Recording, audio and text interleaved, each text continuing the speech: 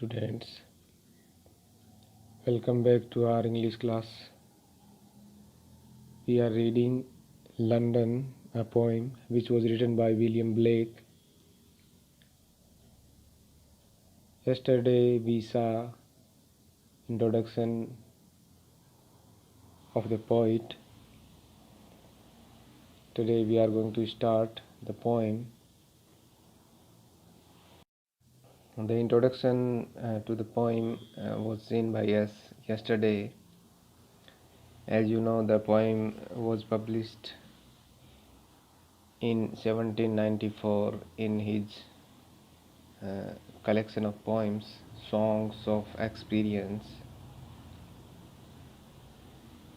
Its theme we saw yesterday.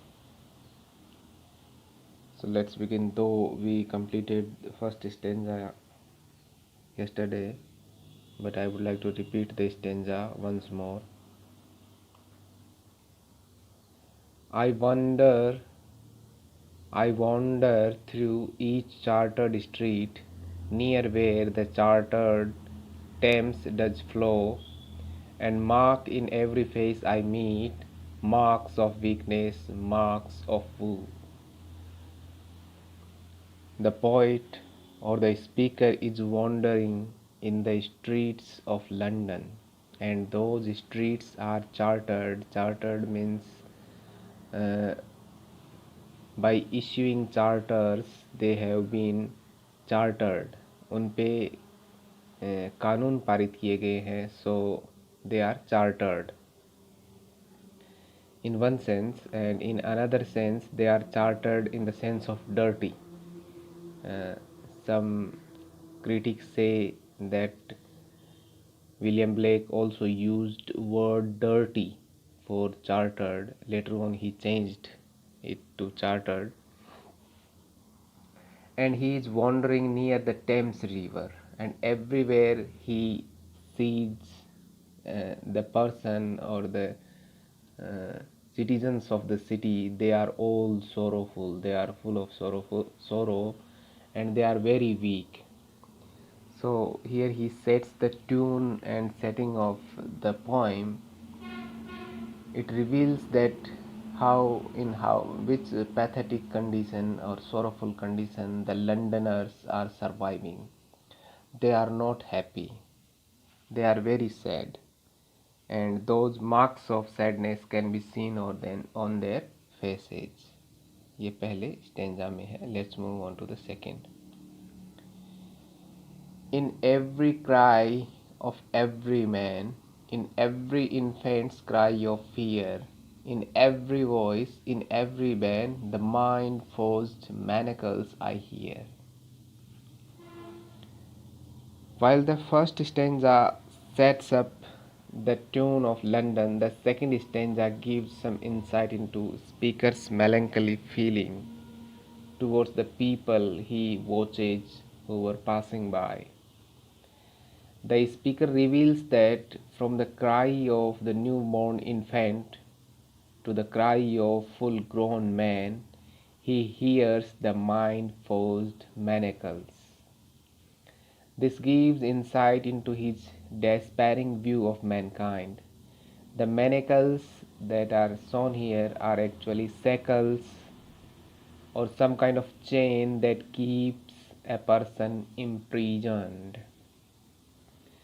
The fact that these chains are mind-forced reveals that they are metaphorical chains created by the people's own ideas, by people's own mind.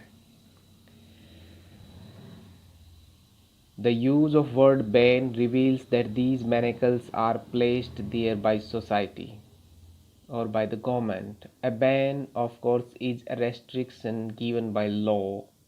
The speaker's use of words such as chartered, ban, manacles reveal his belief that society metaphorically imprisons people.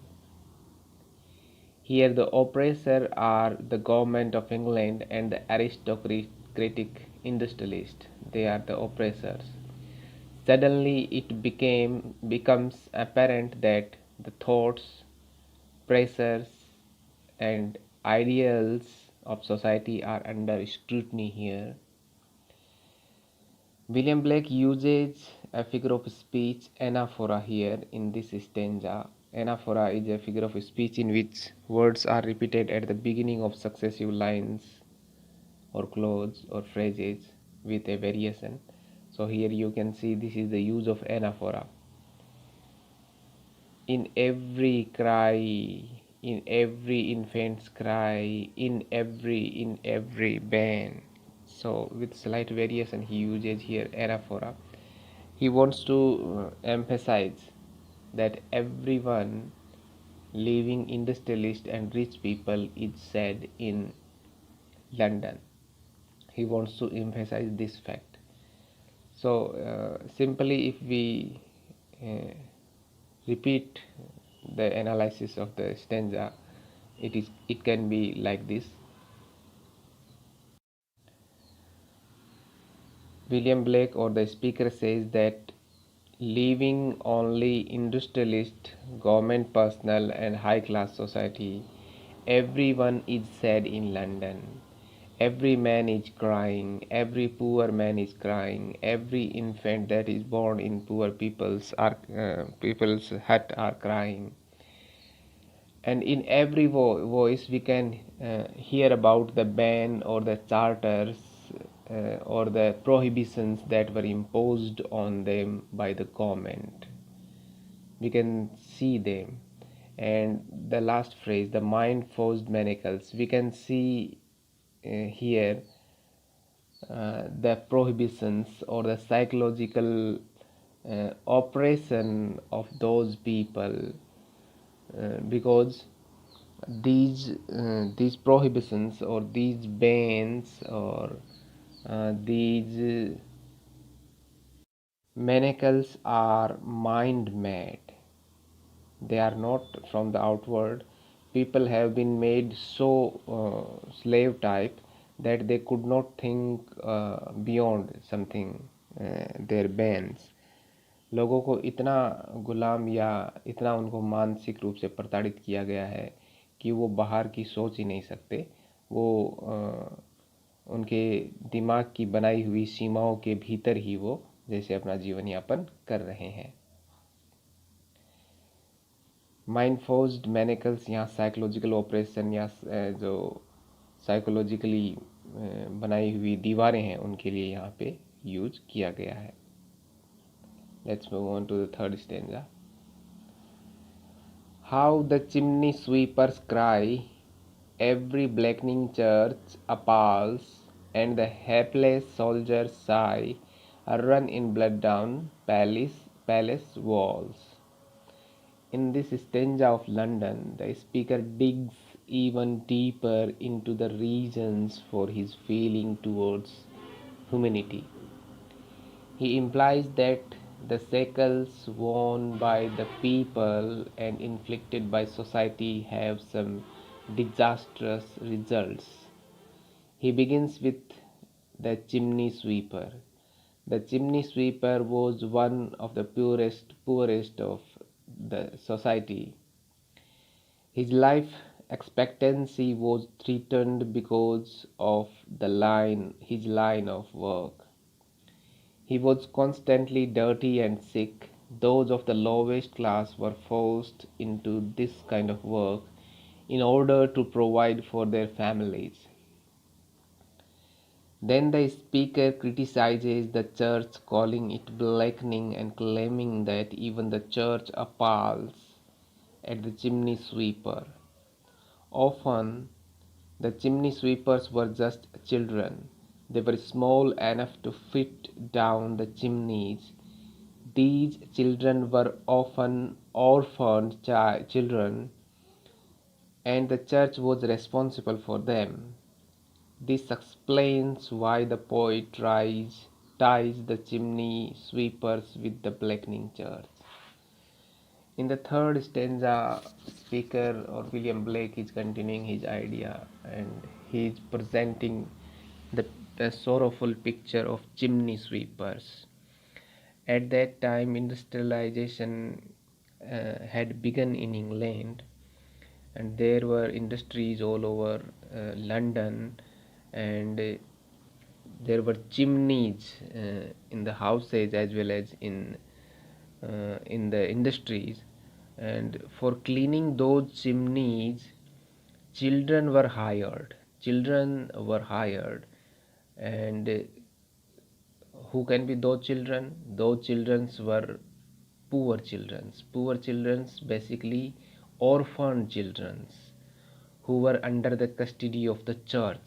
Church was responsible for looking after them, but the church officials were corrupt. They used to send those children for cleaning chimneys, and during cleaning those chimneys sometimes uh, those children even died. So here William Blake is presenting this picture that the church has become black because of its wrong deeds, because of corruption, and the church is shocked that instead of doing good things, the church is doing bad thing. It is corrupt. He wants to say this. The speaker then turns his attention to the helpless soldier. He has already criticized society, pointed out the misfortunes of the poor and the hypocrisy of the church, and now he will also criticize the government by suggesting that the soldiers are the poor victims of a corrupt government. He reveals his feelings towards war by describing the blood that runs down the palace walls. The palace, of course, is where royalty would have lived. Thus, the speaker accuses the higher up people in his society of spilling the blood of the soldiers in order to keep their comfort of living in a palace. And in last two lines, William Blake is presenting the sorrowful picture of soldiers. He says that uh, the life, how less important the life of soldiers is for the high class society people or for the government or for the aristocratic people. They hire these people and they shed their blood to protect themselves. ये जो बड़े लोग हैं, ये जो राज घराने के लोग हैं, या फिर ये जो बड़े इंडस्ट्रियलिस्ट हैं, ये अपने लिए सैनिक रखते हैं और ये सैनिक इनके लिए व्यर्थ ही अपनी जान गंवाते हैं, अपना खून बहाते हैं, लेकिन इनको इन सैनिकों की कोई परवाह नहीं है, वो ऐसा कहना चाहते हैं. Now let's move on to the last stanza. But most through midnight streets I hear how the youthful harlot's curse blasts the newborn infant's tear and blights with plague the marriage hearse. In the final stanza, the speaker reveals how the corruptness of society attacks innocence. He says that he hears the youthful harlot's curse. The idea of a youthful harlot suggests the level of poverty and corruption, that a girl who was yet a youth would be involved in prostitution. Then things become even more interesting as the speaker reveals the object of harlot's cursing. She curses at the tears of a newborn baby. This is the ultimate attack upon innocence. The speaker does not reveal whether the harlot is the mother of the baby or not, but he does imply that rather than comforting a crying infant, she curses it. This reveals the hardened heart of the harlot, which represents the hardened heart of the society at large, while the innocent shed tears, the corrupted and immoral attack them. The last line in London reveals the speaker's thought on marriage as well. The harlot apparently has blighted the marriage hearse. She has deranged marriage by having sold her body before even entering into the marriage union. Although the speaker believes that the harlot has somehow damaged marriage, he also reveals his belief about marriage in the first place. The fact that he calls it a marriage hearse reveals that he views marriage as death. Overall, the poem has criticized society, the church, prostitution, and even marriage. The innocent baby shedding tears represent those who are innocent in the world. They are few and they are scoffed at. They are also infants and are not left to be innocent for long. Their innocence is blasted by the cry of perverted. So, this was the poem. I hope you might have understood. Thank you very much.